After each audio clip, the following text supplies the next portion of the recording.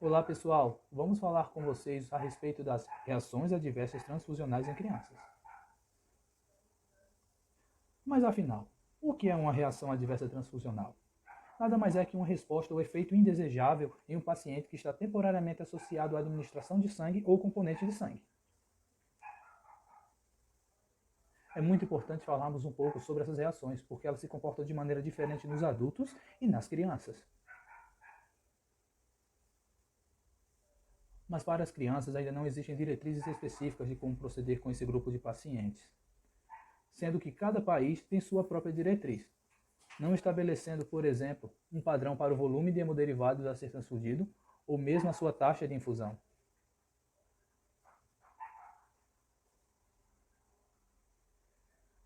Bem, quando falamos de reações adversas transfusionais, as RATs, podemos dividi-las em dois grupos, as hemolíticas e as não hemolíticas.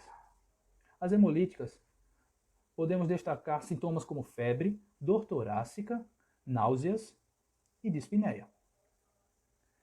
Já nas não hemolíticas, podemos destacar as reações transfusionais febris não hemolíticas, as reações alérgicas, a lesão pulmonar aguda relacionada à transfusão, a trale, e a sobrecarga circulatória associada à transfusão, a TACO.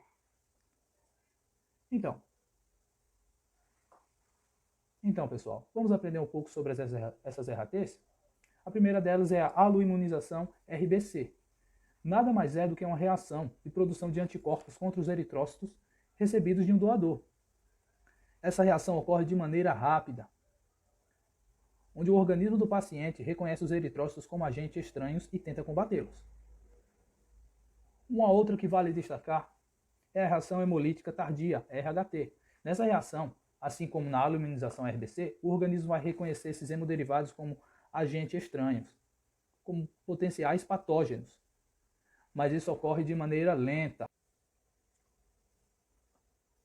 Bem, pessoal, eu vou continuar falando com vocês a respeito de outras duas RATs, que podem ser fatores de risco a crianças.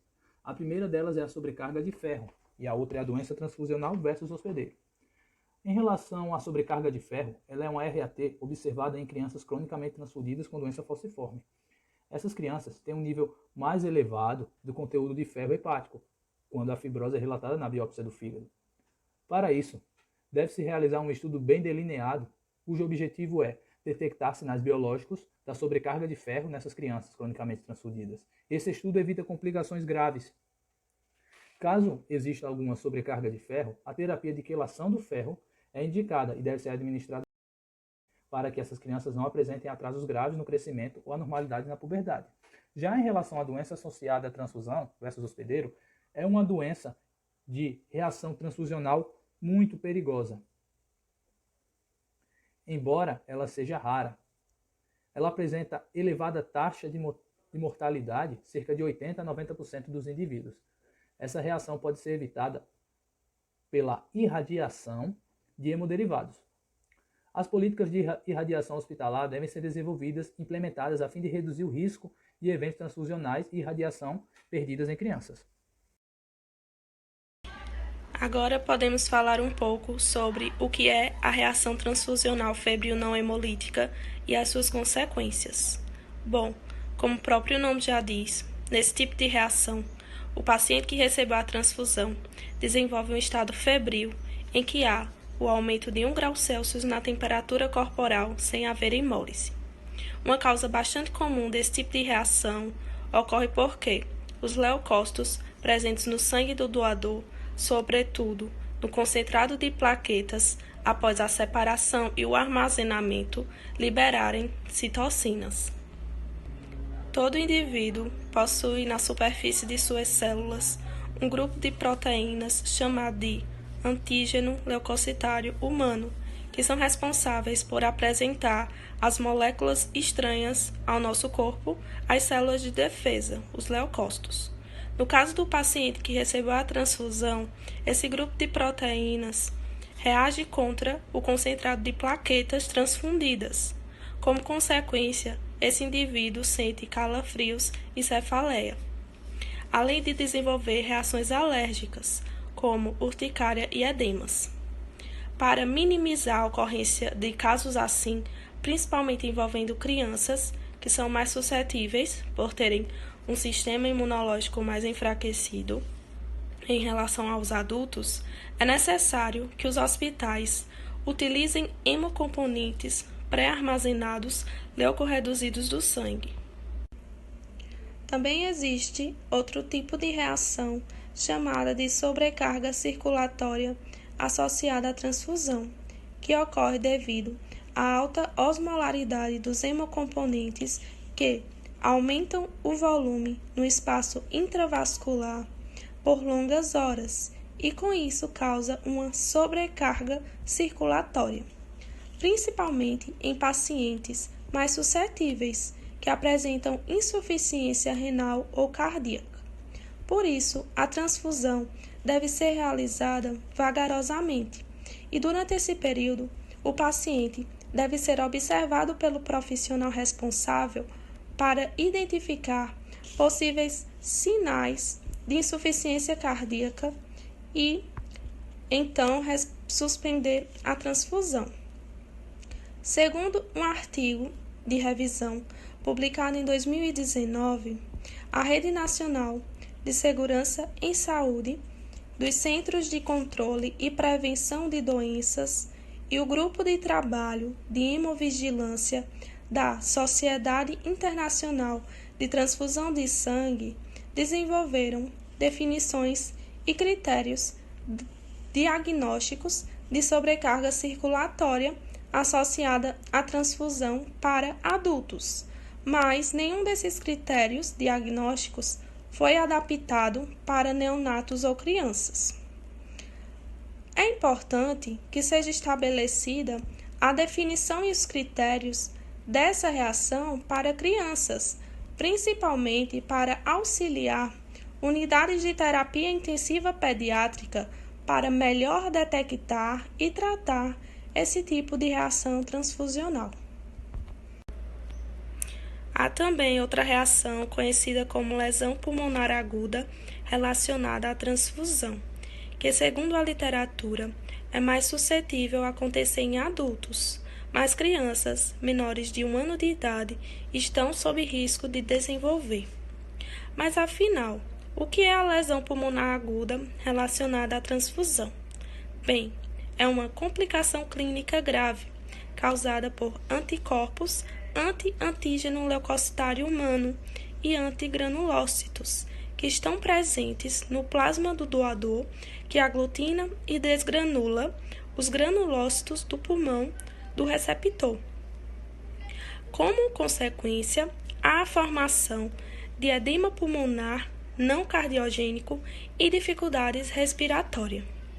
Nesse caso, de acordo com a literatura, essa reação é difícil de diagnosticar, por isso é necessário um maior conhecimento para prevenir e tratar essa complicação transfusional. Infecções bacterianas e virais também podem ser transmitidas por transfusão. Isso ocorre raras vezes, especialmente devido a técnicas assépticas inadequadas durante a coleta. Os concentrados de plaquetas, por exemplo, que são armazenados praticamente à temperatura ambiente, têm um potencial maior para o crescimento bacteriano com produção de endotoxinas. Por isso, seu armazenamento é limitado a 5 dias e deve-se fazer rotineiramente testes para monitorar e impedir o crescimento microbiano. Segundo dados na literatura, estudos prospectivos sobre infecções bacteriana e viral transmitidas por transfusão que foram realizados nos Estados Unidos, na Alemanha e na França, não forneceram dados informativos sobre a idade dos pacientes, o que indica que provavelmente a prevalência em crianças foi muito baixa. Contudo, é necessário que estudos futuros incluam as idades dos pacientes para que os profissionais que realizam transfusões e os médicos tenham um melhor entendimento da prevalência dessa infecção. Agora vamos falar sobre a enterocolite necrosante, que é uma doença observada em bebês com baixo peso ao nascer e prematuros. A fisiopatologia dessa doença não é bem compreendida, mas ela se caracteriza por uma inflamação que ocorre na superfície interna do intestino, o que deixa o recém-nascido suscetível a infecções bacterianas, causando até a necrose.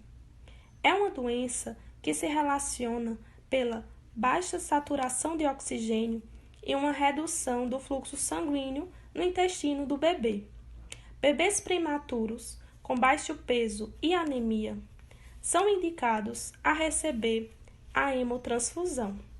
Contudo, há estudos que relatam sobre o maior risco de desenvolver enterocolite necrosante em bebês que receberam concentrado de hemácias. E isso pode estar associado à produção de citocinas pró-inflamatórias pelo receptor após a transfusão de hemácias que induzem a ocorrência de enterocolite necrosante.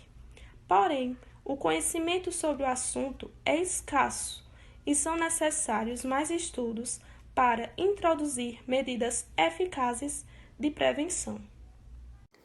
Olá, pessoal! Agora vamos falar um pouco sobre a frequência de reações adversas transfusionais em adultos versus crianças. De um modo geral, essas reações adversas são relatadas com mais frequência em crianças transfundidas do que em pacientes adultos. As definições e critérios de reações adversas adaptados à idade devem ser disponibilizados no sistema de relatórios utilizado para diagnosticar essas reações e coletar dados pediátricos. Além disso, as definições e critérios diferem entre os sistemas de relatório de hemovigilância e, por isso, é necessário fazer uma padronização. Além disso, o tamanho da população do estudo, os critérios de inclusão do paciente, além da duração do estudo, podem contribuir para diminuir as dificuldades na interpretação dos resultados. Entre as reações adversas transfusionais, as reações alérgicas como urticária e edemas foram também mais comumente relatadas em crianças do que em adultos. O mesmo resultado foi obtido para a reação transfusional não hemolítica febril e no caso de reações hipotensivas de transfusão.